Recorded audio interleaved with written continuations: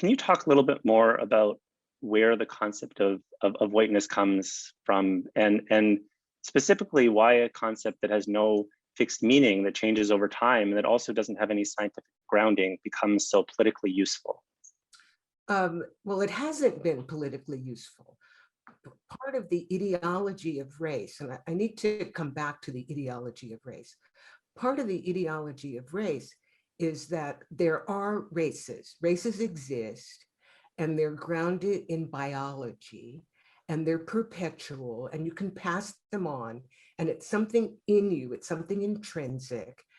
And the Black part is visible, and the white part is not. That's all part of the ideology of race in the United States. I said I wanted to come back to the question of the ideology of race. Let me do that. We have an ideology in the United States that says that there's something called race and it's important, and we need to understand, we need to make sense of our society and our culture in terms of it, in terms of race. Now, that is an ideology. It's a way of thinking about our culture. It's kind of like a religion. It's a way of making sense of the world around us.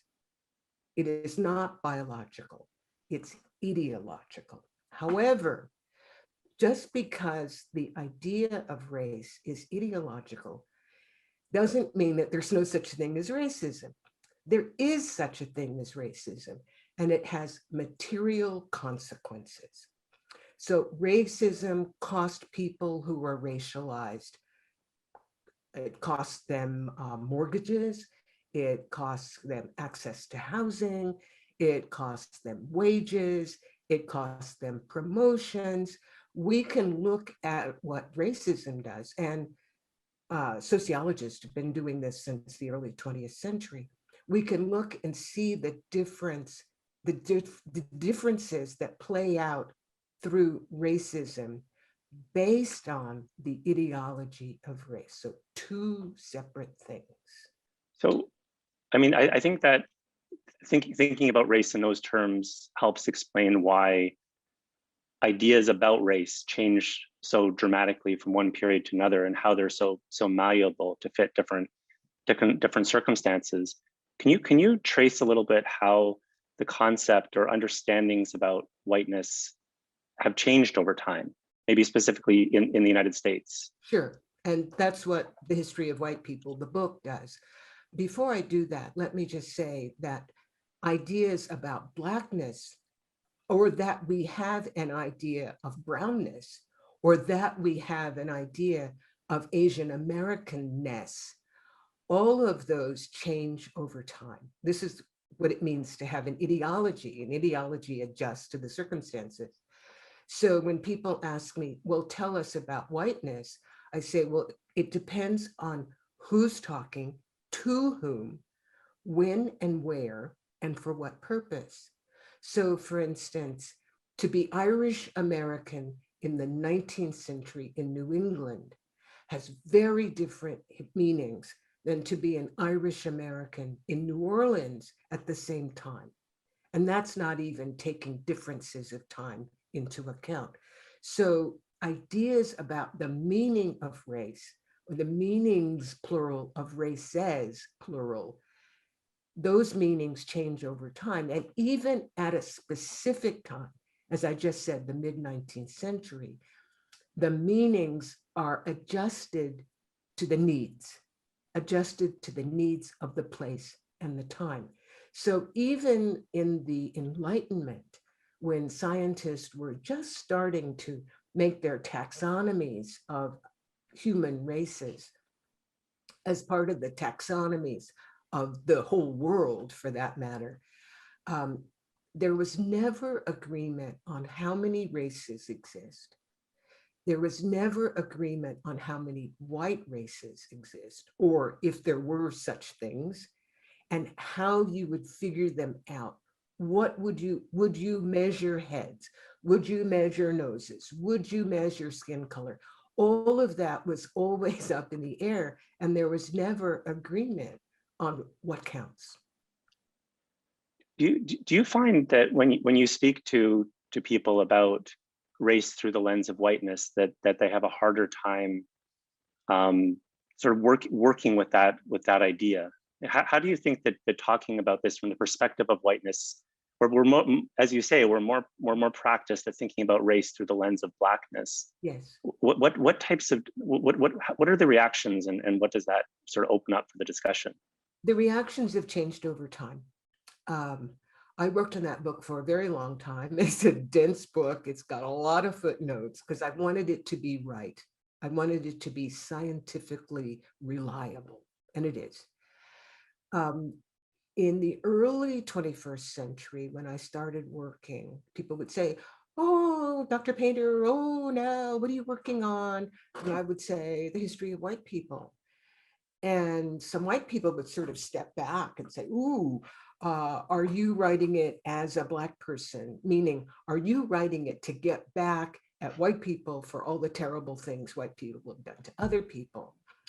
And no, that's not what I was doing. I was writing an intellectual history of the constructions of white Americans over time. It's an intellectual history. So that went on for a few years. And then it was, oh, how are you writing that? And, I would say I'm writing it as a historian because that's what I was doing. And I almost got to the point of saying, no, I'm writing it as a white man. Because that was actually the concept of a historian a decade or so ago. But I never got to the point of saying that because the questions changed. The questions changed over the years of the 21st century when I was writing. And by the time I got to actually publish my book in 2010, there was more, oh, that's really interesting. I'm looking forward to seeing what you have to say. It's a white book with a Black circle with the title. So the book cover is white. And the title is The History of White People. But all the questions would be about Black people. It was as if Americans in 2010 couldn't talk about white people without talking about Black people. Because within the ideology of race at the time, and I'm talking about 10 years or so ago, at that time, whiteness was invisible. Whiteness was default, it was invisible, and most white people thought of themselves as individuals. Race was something for other people. So, for instance, me as a Black person, I feel connected to the other Black people, not only in the United States, but also in the world. I feel like I have a community that's based on race. I have a community and I understand community solidarity. This is something that I wish more Americans could understand because I feel like the ideology of individualism, which is based on whiteness, is really not very good for us. We need to be able to be more attached to our friends and our neighbors and the people in our country generally. So the ideology of whiteness was not an ideology of community or solidarity. It was an ideology of individualism and an ideology in which whiteness was invisible. That has changed. And what really changed it was Trump. So when Trump started campaigning in 2015 and was elected in 2016 and did not full-throatedly condemn the white nationalist breakout in Charlottesville in 2017, that really got white people's attention as white people. So I am working on what I call a new history of white people, which will be very visual for one thing, because as you noted, I'm a visual artist as well as a historian. But also since 2020 and all the demonstrations against the murder of George Floyd, support for Black Lives Matter, against white supremacy, those demonstrations that galvanized hundreds of thousands of Americans, evidently the largest public demonstrations in American history, a lot of white people were there, denouncing white privilege, saying that if you're not part of the solution, you're part of the problem. And when people ask me, what should white people call themselves? I say, well, there's a word, white people, that's a perfectly useful word. And in writing, I suggest it be capitalized to make it visible. But in addition, if you want to be not understood as a white person, you have to actually take action. You have to act in an anti-racist way.